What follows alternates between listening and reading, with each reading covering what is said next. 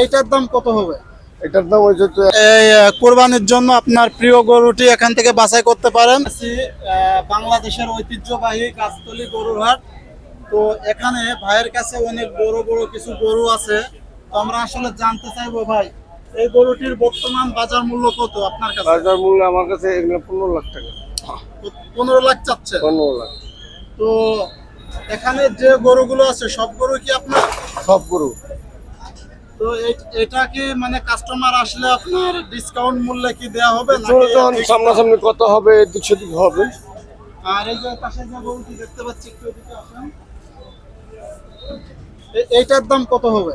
এটার দাম হয়েছে একই দাম, 15 লাখ। 15 লাখ টাকা। তো এই গরুটা আপনারা মানে কোত্থেকে নিয়ে আসছেন, কোত্থেকে? এগুলো আমরা লালন পালন করছি আমাদের ফার্মে। নিজেদের ফার্মের গরু? ফার্মে মানে মানে কোন জায়গা থেকে নিয়ে আসছেন এটা জানতে আমরা চাচ্ছি। বিভিন্ন হাট বাজার থেকে ক্রয় করছি। শুধু হাট থেকে ক্রয় করে পরে ফার্মে হচ্ছে যত্ন করে পরে নিয়ে আসা, তাই তো? জি জি। তো 15 লক্ষের নিচে কি বিক্রি হবে না এটা? বিক্রি হবে। কত হলে কাস্টমার আপনি আসবে, দিবেন? আইসা চয়েস করবে, চয়েসের উপর নির্ভর করবে।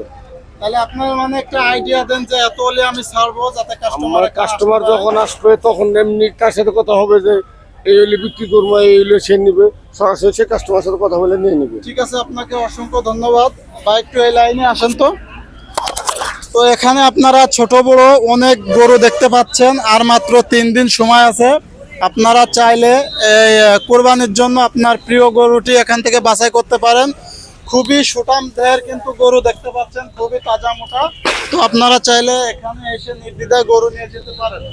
তো আজকের মতো এখানেই শেষ করছি। পরবর্তী ভিডিওতে থাকছে আরো গরুর আপডেট। তো আপনারা এই ভিডিওগুলো পাওয়ার জন্য চ্যানেলটা সাবস্ক্রাইব করে রাখবেন।